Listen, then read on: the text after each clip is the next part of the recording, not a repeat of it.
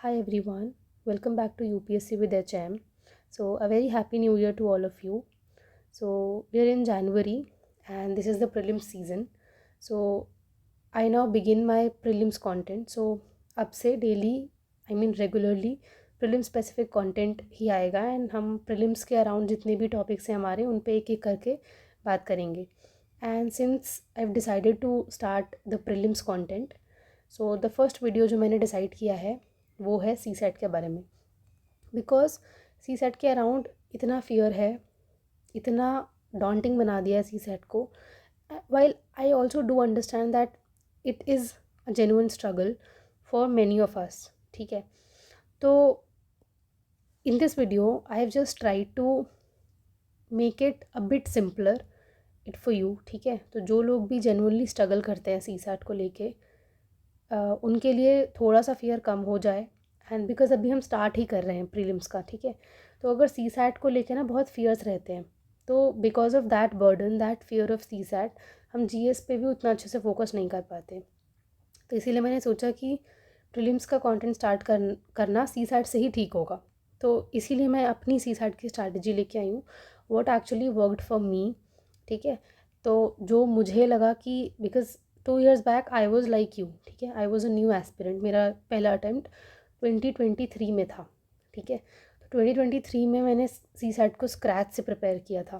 तो जो स्ट्रैटेजी मेरे लिए वर्क करी है, मैंने वो कोशिश की है कि मैं वो यहाँ पे लेके आऊँ आपके लिए. ठीक है, so this will be our CSAT strategy for prelims 2026. So let's begin. तो देखो, सबसे पहले तो मैं अपने बारे में अगर बोलूँ तो मैंने 3 अटैम्प्ट्स दिए हैं and I have cleared CSAT, touchwood, in every attempt. ठीक है, तो मेरे जो स्कोर्स हैं वो इस तरीके से थे. 2023 में मेरा फर्स्ट अटैम्प्ट था, उसमें मुझे 86 मार्क्स थे. 2024 में 96 मार्क्स थे. 2025 में जो मैंने कैलकुलेट किया, अराउंड 98 to 100 की रेंज में बन रहे थे मेरे मार्क्स. ठीक है, so I consider it to be a decent enough score. ठीक है, तो ये मेरे बारे में है कि मैंने 3 अटैम्प्ट्स में तीनों बार सी सैट क्लियर किया है by God's grace. And this is all because I followed a strategy, a proper strategy in CSAT. ठीक है, तो वो मैं आपको भी बताती हूँ अभी.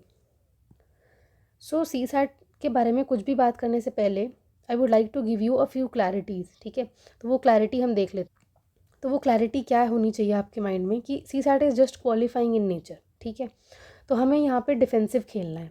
डिफेंसिव खेलने का मतलब ये है कि हमें यहाँ पे बस एक सेफ स्कोर एम करना है, क्योंकि हमें पता है कि 66 हमें चाहिए, 66.5. तो हमें बस एक सेफ स्कोर चाहिए कि इससे 10 मार्क्स ऊपर, इससे 20 मार्क्स ऊपर हमारे आने ही चाहिए, चाहे कुछ भी हो जाए. तो बस वो हमें सेफ स्कोर अचीव करना है. सो हमें ओवरडू नहीं करना है, लेकिन हमें नेग्लेक्ट भी नहीं करना है. तो बस ये चीज़ है. कुछ लोग होते हैं जो सी सेट बहुत ओवरडू कर देते हैं, तो वो भी नहीं करना है बिकॉज इट्स जस्ट क्वालिफाइंग. अब अब ये बेसिकली जिन लोगों का पहला अटेम्प्ट होने वाला है 2026 में, उनके लिए हम बात करेंगे जनरली सबसे पहले तो.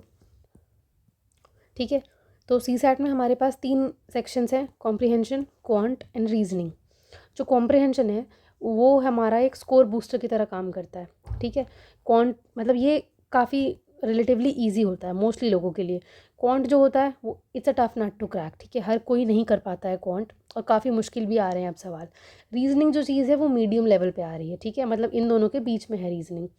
तो अब हम तीनों सेक्शंस को एक एक करके डील करते हैं कि किस तरीके से तीनों सेक्शंस को हमें डील करना है. As a first attemptee, as somebody who is going to give CSAT, who is going to face CSAT for the first time, और for those who have been lagging in CSAT, है ना, जिनको C SAT काफ़ी परेशान कर रहा है. तो आई थिंक उन लोगों के लिए काफ़ी हेल्पफुल होने वाली है वीडियो. सो अगर मैं पहले कॉम्प्रिहेंशन की बात करूँ, तो देखो, कॉम्प्रिहेंशन में हमारे पास करीबन 22 to 25 क्वेश्चन आते हैं. ठीक है, 22 से 25 क्वेश्चन आते हैं. तो इसमें क्या करना है, हमें हमें सारे क्वेश्चन अटेम्प्ट करने हैं. ठीक है, attempt all the questions and you have to aim at 95% और मोर एक्यूरेसी. मतलब अगर 25 क्वेश्चन अटेम्प्ट किए हैं आपने, आपके मैक्सिमम 3-4 ही गलत हो सकते हैं, उससे ज़्यादा नहीं. इतना एम करना कि 25 में से 20 के ऊपर ही करेक्ट हो. ठीक है, अब इस चीज़ को अचीव कैसे करना है. सबसे पहले तो solve all the PYQs of UPSC from 2013, है ना. जितने भी PYQs हैं कॉम्प्रिहेंशन के, सब हमें अटेम्प्ट करने हैं. कोचिंग टेस्ट से दूर रहना, we don't have to go there, बिल्कुल भी नहीं करने कोचिंग टेस्ट, बिकॉज कुछ भी यूटिलिटी नहीं है, ट्रस्ट मी। अब you have to solve these PYQs, ठीक है, इनको खुद लेके बैठोगे, ईयर वाइज सॉल्व करोगे, and you have to notice some pattern. कौन से पैटर्न यूज़ करने हैं कि देखो, ये चीज़ इंपॉर्टेंट है, इस पर ध्यान देना। जो भी हमारे कॉम्प्रिहेंशन वाले क्वेश्चंस होते हैं, दो ही टाइप के होते हैं। पहला होता है जिसमें हमें पूछा होता है कि what is the central idea of the passage. जब ये वाले क्वेश्चंस आएंगे, central idea of the passage, इसमें जो पैटर्न होता है, जो मैंने नोटिस किया है, वो ये होता है कि जो हमारे 4 ऑप्शंस होते हैं उसमें से जो ब्रॉडेस्ट ऑप्शन होता है वो करेक्ट होता है, या फिर जो फिलोसफिकली करेक्ट ऑप्शन लगता है, जो सबसे फिलोसफिकल ऑप्शन लग रहा है, लाइक सुनने में अच्छा लग रहा है, मॉरली ऑल्सो राइट है, वो ऑप्शन मोस्टली करेक्ट रहता है। अब ये मुझे कैसे पता चले, बिकॉज मैंने क्वेश्चन सॉल्व किए और ये मैंने डेवलप किया। इसी तरीके का कुछ पैटर्न आपको भी फाइंड आउट करना है। You will see the pattern कि अच्छा UPSC कौन से आंसर को सही मान रहा है इन दीज क्वेश्चंस, ठीक है, तो ये करना है। उसके बाद दूसरे टाइप का जो क्वेश्चन होते हैं वो ये होता है कि what are the assumptions that are made in the passage. ये भी पूछता है वो कि पैसेज में कौन कौन से अजम्पशंस लिए गए हैं ना, यही सबसे मुश्किल होते हैं जो मुझे लगते थे पर्सनली। इसमें क्या होता है, वो statement, the statement must come directly in the passage. वो आंसर सही होते हैं जिस स्टेटमेंट के बारे में डायरेक्टली पैसेज में बात की गई हो, है ना। अगर आपने भी किए होंगे PYQs, you would agree. And मैंने तो यही देखा था कि अजम्पशंस वाले क्वेश्चन में वो स्टेटमेंट सही होते हैं जो कि डायरेक्टली पैसेज में अपीयर हुए होते हैं, ठीक है, तो ये होता है अजम्पशन का। बाकी एक और थर्ड टाइप का क्वेश्चन होता है जिसमें हमें पूछते हैं what is the theme of the passage. इसमें क्या होता है, इसमें ज़रूरी नहीं है कि स्टेटमेंट डायरेक्टली है पैसेज में, इसमें वो वाला आंसर सही होता है। इसमें you can also apply your own idea, and इसमें भी थीम पढ़ के आपको सबसे ब्रॉड ऑप्शन जो लगे, सबसे करेक्टली जो लगे अपने आइडिया पे, वो यहाँ पे सही होता है आंसर। तो मैंने जो पैसेज ये पैटर्न्स की बात की वो यही पैटर्न है कि कौन से ऑप्शंस को सही नहीं मान रहा है, कौन से ऑप्शन को सही माना है। ये सब चीज़ें आपको देखनी है, नोट करनी है, एंड अपने कॉपी में नोट करनी है, ठीक है। जब भी किसी भी ईयर का, मैं क्या करती थी, अगर मैंने 2014 के कॉम्प्रिहेंशन अटेम्प्ट किए हैं, मैंने मार्क कर लिए, चेक कर लिए, उसके बाद मैं क्या करिए, एक ऐसे करके एनालिसिस बनाया, एंड वहाँ पे 4-5 एनालिसिस लिख लिए कि अच्छा मैंने ऐसे सोचा था, ये गलत हो गया, या ऐसे सोचना है, या सबसे ये वाला ऑप्शन सही होता है, सेंट्रल आइडिया में ये वाला सही हुआ, ऐसे ऐसे करके अपने लिए एनालिसिस एक बना लो, ठीक है।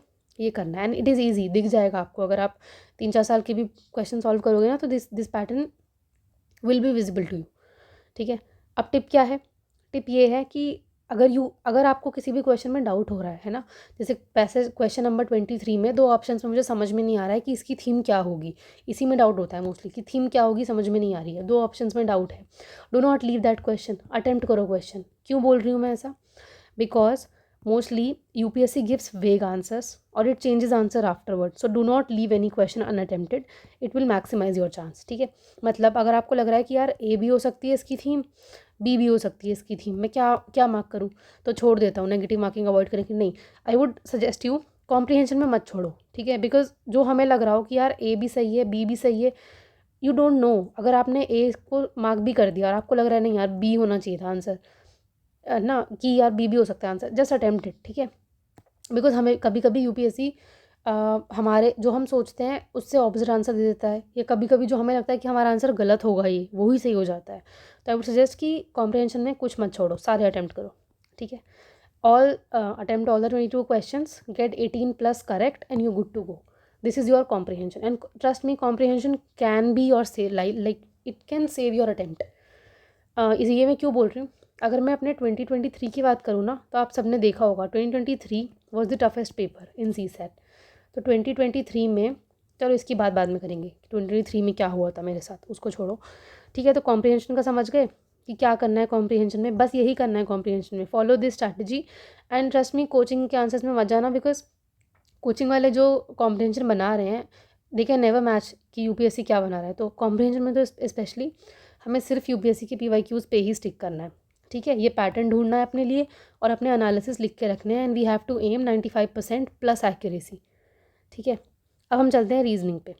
अब देखो रीजनिंग जो है इसमें हमें क्या करना है, इसमें भी काफ़ी क्वेश्चन सॉल्व हो जाते हैं मोस्टली। तो इसमें क्या करना है, एक बेसिक आइडिया रखना है ऑफ सम टॉपिक, जैसे कि ब्लड रिलेशन हो गया, डायरेक्शन सेंस हो गया, coding decoding, calendar clock, specially ये कैलेंडर क्लॉक से ज़्यादा क्वेश्चन आ रहे हैं, ये सब हम कर लेते हैं। अब इसमें एक प्रॉब्लम क्या आती है कि रीजनिंग में ना लोगों को लगता है कि यार ये तो ऑन द स्पॉट हो जाएगा, कि हम कर लेंगे, इसमें प्रैक्टिस की क्या ज़रूरत है, ये डायरेक्शन सेंस ये तो बना बना के देख ही लेंगे ऐसे करके, ब्लड रिलेशंस भी देख लेंगे बना बना के, but no, this is the biggest mistake.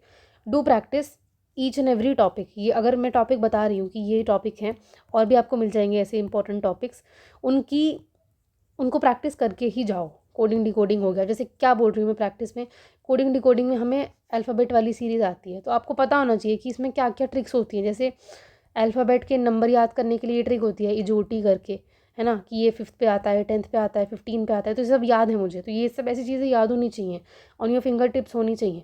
Clock के क्या फॉर्मूलेज होते हैं, दो इनके बीच में कितना एंगल बनता है, ये सब चीज़ें बताते हैं हमें, ये सब चीज़ें पता होनी चाहिए हमें, ठीक है।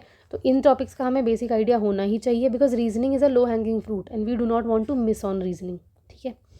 अब इसको मेथड क्या है, watch any lecture on the above topics once. एक बार ही देखो लेक्चर्स बार बार नहीं देखने होते, सिर्फ एक बार लेक्चर्स देखो, अपने बेसिक्स क्लियर करो, उसके बाद सेम प्रोसेस फॉलो करना है। सारे यूपीएससी के पीवाईक्यूज अटैम्प्ट करो 23 से 25, इसमें भी कोई कोचिंग टेस्ट नहीं लगाने। सीसैट के लिए तो दूर रहो कोचिंग से, चाहे कोई कितना भी बोले कि यार इससे इतने क्वेश्चन आए थे, इतने इससे इतने क्वेश्चन आए थे, नो, आए भी होंगे, we do not want to go there, ठीक है। सिर्फ PYQs, get the low hanging fruits and maximise your chances, ठीक है। तो ऐसे और भी टॉपिक्स होंगे 2-3, वो देखो, उसका एक एक लेक्चर देखो, एंड उसके बाद उसको उस टॉपिक वाइज पीवाईक्यूज मिलते हैं ना यूपीएससी के, जैसे कोई भी कंपाइलेशन होगी, एक लेक्चर किया आपने, उसके टॉपिक वाइज पीवाईक्यूज अटैम्प्ट करो, ठीक है। तो ये करना है। यहाँ पे भी attempt as many as you can, and इसमें भी वही हमें अटैम्प्ट करने हैं जिसमें हम श्योर हैं, तुक्का नहीं मारना है कहीं पे भी। Play defensive here, no guess work, guess work absolutely zero होना चाहिए आपका सी सैट में, एक्सेप्ट कॉम्प्रिहेंशन। कॉम्प्रिहेंशन के अलावा कहीं पे भी तुक्का नहीं मारना, ठीक है। तो रीजनिंग समझ में आ गया क्या करना है, यही करना है बस। उसके बाद हम जाते हैं क्वांट पे। देखो, क्वांट जो है ना, it depends on your calibre in maths, कि आप कैसे हो मैथ्स में। तो दो कैटेगरी के लोग होंगे, पहले वो होंगे जो कि एप्टीट्यूड में अच्छे हैं, ठीक है। तो आप लोग तो attempt as many as you can and go your way, जो भी आप फॉलो करते आए हो वही फॉलो करो। अब दूसरे कैटेगरी के लोग वो हैं हु आर एवरेज और बिलो एवरेज इन क्वांट, ये जिनको लगता है, ये जिनको बहुत डर लगता है मैथ से, है ना। आप लोगों को क्या करना है, you have to be very very selective in quant, play be very very defensive, attempt only the ones in which you are 100% sure, and play strategically. ये आप लोगों के लिए करना है, कोई तुक्का नहीं मारना, कुछ नहीं करना। हमें क्वांट में ये करना है कि नेगेटिव्स अवॉइड करने हैं क्वांट में। अगर हम कुछ अटैम्प्ट कर रहे हैं तो वहाँ से मार्क्स लेके ही आए, दे के ना आए मार्क्स, ये करना है हमें। अब कैसे क्वांट को टैकल करना है, to be decently safe, do these topics decently. Again, number system, भाई नंबर सिस्टम से तो बहुत ही ज़्यादा क्वेश्चन आ रहे हैं 23 के बाद से। अगर मैं देखूँ तो number system has become the king, है ना, ये भाई किंग बन गया है पूरा ये नंबर सिस्टम, है ना। तो ये इसको फर्स्ट प्रायोरिटी पे रखो। पहले क्या होता था कि अरिथमेटिक के जो क्वेश्चंस होते थे, रेशो, प्रपोर्शन, एवरेज, एजेस, ये ज़्यादा आते थे। अब भाई number system is ruling the CSAT paper, quant का सेक्शन। तो नंबर सिस्टम को तो मैं बोल रही हूँ, अगर जितनी भी एनर्जी डालनी है क्वांट में तो नंबर सिस्टम में डाल लो, कुछ भी करना है नंबर सिस्टम में यहीं करो। पूरे अपने बेसिस क्लियर करो, prime, composite number, root, factors, LCM, HCF, इनमें बहुत सारी ट्रिक्स होती हैं, cube, square, properties of number, ये सब अच्छे से करो। ये चैप्टर को क्लियर कर लो अच्छे से, because most of the questions are from here. And number system में क्लैरिटी हमें बाकी के क्वेश्चंस में भी हेल्प करती है श्योरली, तो इसीलिए नंबर सिस्टम को हमें अच्छे से करना है। उसके बाद क्या करना है, दूसरा, gate the low hanging fruits. Again, arithmetic के कुछ टॉपिक्स होते हैं जो कि ईजी होते हैं, बिकॉज ये हम क्लास 10th में भी पढ़ के आ चुके होते हैं, सबको पता होता है, at least everybody is familiar with these topics, ठीक है। तो आपको क्या करना है, इन टॉपिक्स को और ब्रश अप करना है, जैसे कि रेशो हो गया, एजेस हो गया, परसेंटेज हो गया, speed, time, distance, time and work, average, ये सारे क्वेश्चंस को see, this is the basic arithmetic, है ना। तो हमें क्या करना है, इनकी गुड प्रैक्टिस करनी है, it's doable and you can do it. क्यों बोल रही हूँ गुड प्रैक्टिस से, मेरा मतलब क्या है कि ये सारे क्वेश्चंस आपको आते हैं, यू नो दिस क्वेश्चन, आपको पता है कि एजेस वाला क्वेश्चन होगा तो कोई भी सॉल्व कर लेगा, ऐसे एक्स मान मान के तो सब सॉल्व कर लेंगे, ट्रेडिशनल मेथड से you all can solve it. Percentage भी आपने पढ़ी है, स्पीड, टाइम, डिस्टेंस भी पढ़ा है हमने, speed is equal to distance by time, and ये सब फॉर्मूले हमने पढ़े हैं बचपन में। तो you have an idea, you just have to brush up these topics, ठीक है। इन टॉपिक्स को ब्रश अप करना है एंड इनमें हमें एक गुड प्रैक्टिस करनी है, ताकि यहाँ से अगर कोई क्वेश्चन आए तो वो हमसे होना ही चाहिए। अगर कोई इजी का क्वेश्चन आ रहा है तो हमें उसे मिस नहीं करना है, ठीक है। अब आते हैं तीसरे कैटेगरी पे। तीसरा होता है, we do not want to miss easy questions from probability and permutation combination. I know कि there are many people who dread these topics, मैं भी, I am also in this category only. Permutation and combination के question बहुत difficult आ रहे हैं, नहीं होते हैं सॉल्व पेपर में। प्रोबेबिलिटी के भी बहुत अलग ही आ रहे हैं कुछ 23 में, तो भाई छोड़ो, ठीक है। तो प्रोबेबिलिटी एंड परमुटेशन हमें उतना दिमाग अपना नहीं ख़राब करना है। You just have to learn basic formula plus PYQs को एक बार अटैम्प्ट कर लो। PYQs की वीडियोज़ आती हैं बहुत सारी, तो बस वही करना है हमें। इनके फार्मूलाज याद करो, ताकि अगर कोई बहुत ही ईजी सवाल आ गया इस पर, है ना, ताकि मतलब कुछ ऐसे ऑप्शन डाल डाल के कुछ कुछ भी करके बहुत सा ईजी सवाल आ गया, या डायरेक्टली कोई PYQ ही रिपीट हो गया, तो वो हमें मिस नहीं करना है। तो इसलिए हमें इसको थर्ड प्रायोरिटी पे रखना है। पहली प्रायोरिटी पे नंबर सिस्टम होगा, दूसरी प्रायोरिटीज़ पे ये अरिथमेटिक के क्वेश्चंस होंगे, और तीसरी प्रायोरिटी होंगे ये 2 टॉपिक्स, ठीक है। तो ये करना है इसमें, बेसिक फॉर्मूला याद करो और PYQ। अब देखो जनरल टिप क्या होनी चाहिए क्वांट में, सारे के सारे PYQ सॉल्व करने हैं।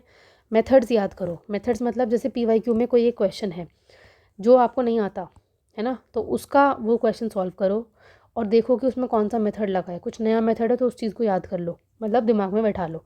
फिर टाइप्स ऑफ क्वेश्चन आस्क, जितने भी टाइप ऑफ क्वेश्चन PYQ में पूछे गए हैं उन कॉन्सेप्ट्स को हमें सारा आना चाहिए। मतलब कॉन्सेप्ट को आना चाहिए का मतलब मेरा क्या है, एक क्वेश्चन आता है रीजनिंग में PYQ में, जिसमें वो वाला होता है कि एक वेल होता है, ठीक है, उसमें एक फ्रॉग है, वो पहले जंप में 5 सेंटीमीटर ऊपर जाता है, लेकिन वो नीचे फिसल के आ जाता है 3 सेंटीमीटर पे, तो कितने स्टेप्स उसे लगेंगे बाहर आने में।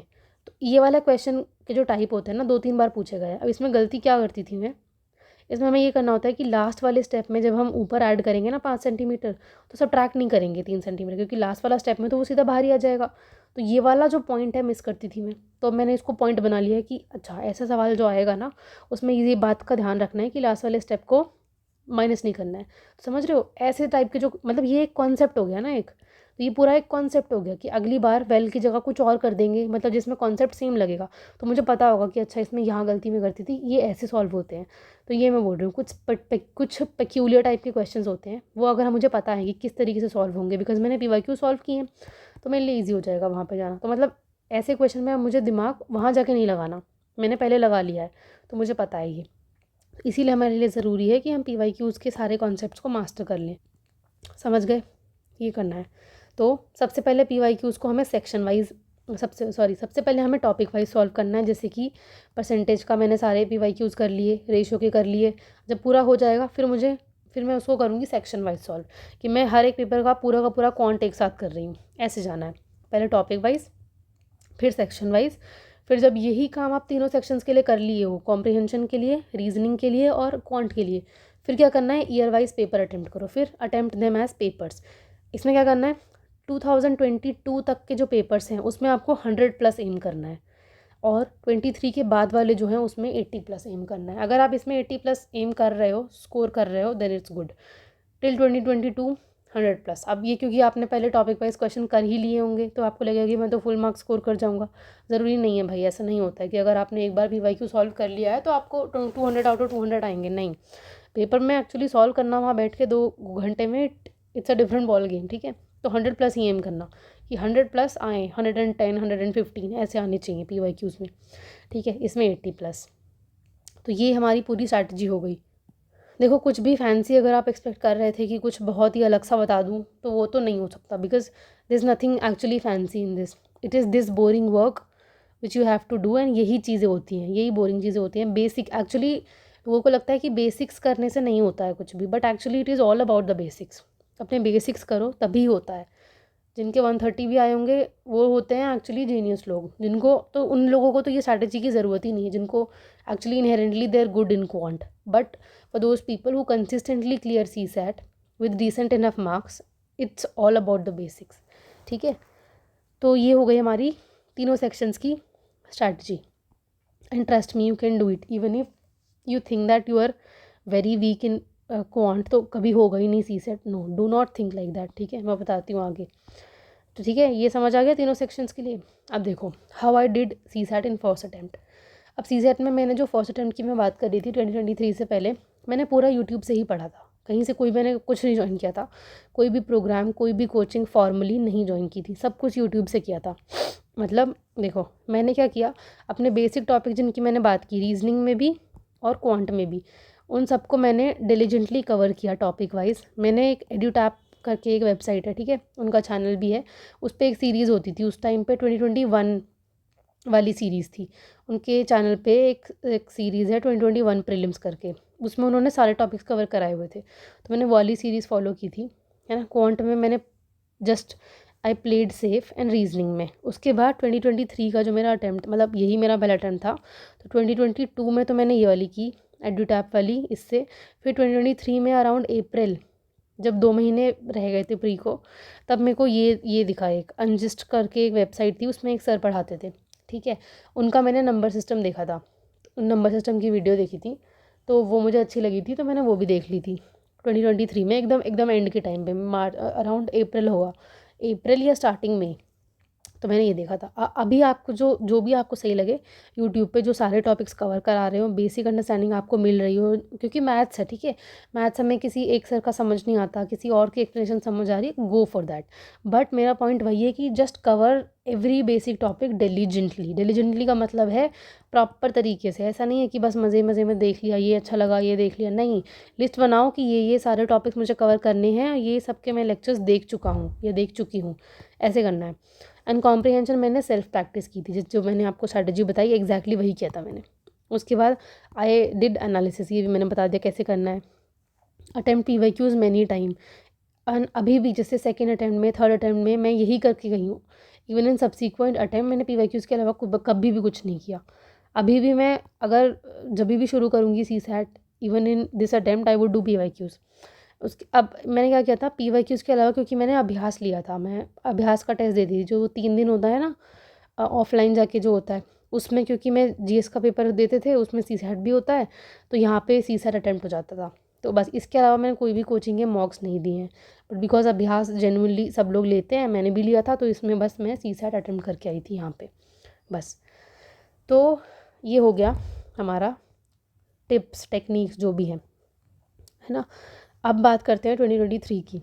तो जैसे मैंने बताया 2023 में मेरा फर्स्ट अटैम्प्ट था, तो ये अटैम्प्ट में CSAT बहुत ही अलग आ गया 2022 से, है ना। तो जब पेपर देने गई मैं, मतलब देखा CSAT का पेपर, तो क्वांट और रीजनिंग भाई मतलब समझ ही नहीं आया कुछ कि क्या हो रहा है।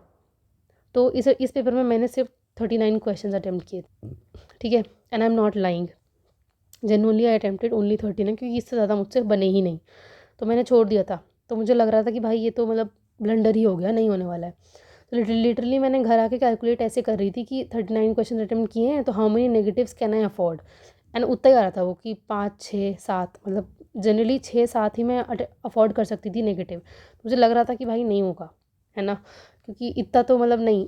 तो इस अटैम्प्ट में क्या हुआ था कि मैंने जो भी मुझे श्योर क्वेश्चंस लगे क्वांट में एंड रीजनिंग में, मैंने वही अटैम्प्ट किए, और मैंने कॉम्प्रिहेंशन सारे अटैम्प्ट किए। तो इस अटैम्प्ट में क्या हुआ था कि कॉम्प्रिहेंशन ना ईजी आया था, अगर आपने किसी ने दिया हो तो जो कॉम्प्रिहेंशन था ना वो ईजी था। ईजी मतलब कि वो डाउटफुल क्वेश्चंस ना बहुत कम थे उसमें। तो ऐसा हुआ था कि कॉम्प्रिहेंशन में मेरी गलतियाँ नहीं हुई थी, मैक्सिमम शायद मेरा 1 या 2 क्वेश्चन गलत हुआ होगा कॉम्प्रिहेंशन से, बाकी मेरे सारे सही सही बैठ रहे थे जो मैंने चेक किए थे किसी भी की से। तो इसमें ये हुआ कि लकीली कॉम्प्रिहेंशन ईजी आ गया, है ना। तो कॉम्प्रिहेंशन मैंने सारे अटैम्प्ट किए, और जो क्वांटो रीजनिंग के हैं मैंने मुश्किल से 8 क्वेश्चन अटैम्प्ट किए होंगे, क्योंकि जब 39 ही अटैम्प्ट किए हैं तो लगा लो फिर 25 में कितना बचा, 14 क्वेश्चंस। तो 14 क्वेश्चंस मैंने क्वांट और रीजनिंग से मिला के अटैम्प्ट किए थे, है ना। तो जो भी मैं शॉर्ट थी वो वाले मैंने अटैम्प्ट कर दिए। तो बस मैंने यही किया था फर्स्ट अटैम्प्ट में। एंड हाँ, तो बस अब क्या है, अब बात कर लेते हैं पेपर अटैम्प्टिंग स्ट्रैटेजी की। तो देखो मैं कैसे अटैम्प्ट करती हूँ, सबसे पहले मैं सारे कॉम्प्रिहेंशन अटैम्प्ट कर लेती हूँ पेपर में, एंड जब मेरा पूरा कॉम्प्रिहेंशन हो गया उसके बाद मैं उसे एक बार में मार्क कर लूँगी OMR पे। तो अब मेरे 22 क्वेश्चन अटैम्प्ट हो चुके हैं OMR पे। उसके बाद मैं मूव ऑन करूँगी रीजनिंग और क्वांट पे। फिर जैसे जैसे क्वेश्चन आते रहेंगे ना, इन दोनों में मैं सेग्रीगेट नहीं करती हूँ, इसको मैं पहले अटैम्प्ट करती हूँ, फिर इन दोनों के जो भी क्वेश्चंस आते रहते हैं वो मैं अटैम्प्ट करती रहती हूँ। अगर मुझसे बना तो ठीक है, मैं डायरेक्टली साइड बाय साइड उसको मार्क भी करती रहती हूँ। तो यहाँ तक पूरा एक बार में मार्क किया, एंड उसके बाद क्वेश्चंस जैसे क्वेश्चन हो रहे हैं उसके बाद मार्क करते जाओ। तो बस, तो अगर हम इतना पार्ट कर लेते हैं ना, तो इससे फिर हमें एक कॉन्फिडेंस आता है कि यार हाँ मेरे 25 क्वेश्चन हो गए हैं, मैंने मार्क भी कर लिए हैं, अब मेरे पास जितना भी टाइम बचा है ये जनरली। हाँ, और टाइम की अगर मैं बात करूँ तो ये वाला पार्ट मैं कवर करती थी 40 मिनट्स में, 30 to 40 मिनट्स।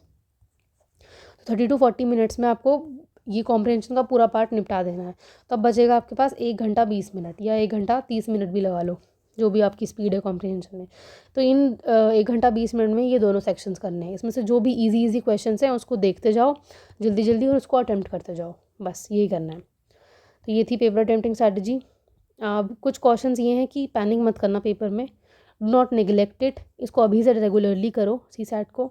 एंड से नो टू कोचिंग मॉक्स, ये बिल्कुल भी मत करना, कोचिंग मॉक्स में मत जाना, बहुत डिफिकल्ट बनाते हैं एंड कुछ रेलेवेंस भी नहीं होती। बस अभ्यास दे दो, अगर आप अभ्यास देते हो तो वो दे दो, if you want to practise in exam like condition. मैंने बस ये किया था। उसके बाद हाँ बस यही है। तो ठीक है, ये हो गया हमारा। तो बस give it a decent time, don't worry and सब हो जाएगा। It's not that difficult and really trust me, it's not that difficult, हो जाएगा। अब भाई इट्स नॉट दैट डिफ़िकल्ट बोल रही हूँ मैं, because it's like it's all about the basics. अब अगर पेपर बहुत ही ख़राब आ गया तो फिर वो तो सबके लिए अनसर्टन है ना, मेरे लिए भी अनसर्टन है। अब कुछ भी हो सकता है ऐसे तो, बट हाँ सब हो जाएगा, डोंट वरी, इतना कर लो बस, ठीक है। तो this was it from my side. तो अब देखो हमने प्रीलिम्स के कंटेंट की शुरुआत कर दी है यहाँ से, तो अब रेगुलरली प्रीलिम्स का कंटेंट आएगा, ठीक है। तो if you watched the video till now and if you liked it, if it genuinely helped you, I would request you to kindly subscribe to the channel, because that actually is motivating, है ना।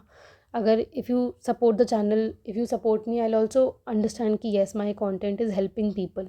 तो if यू genuinely liked it, if it genuinely helped you, please subscribe and like कर देना and subscribe कर देना, ठीक है।